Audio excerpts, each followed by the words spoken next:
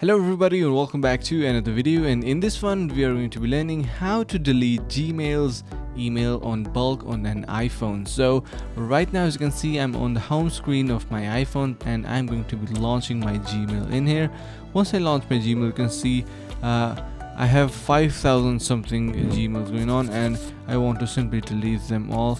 So what you can do is simply press and hold to an email, and you can see right now we are selected. So we do not have any option to mark all. We can do mark all as important and stuff like that, but we cannot select them. So what we need to do is simply select each and every individually, and that's how you can delete them. So make sure you just select them all and you can easily delete that. So that's how you can bulk delete on an iPhone.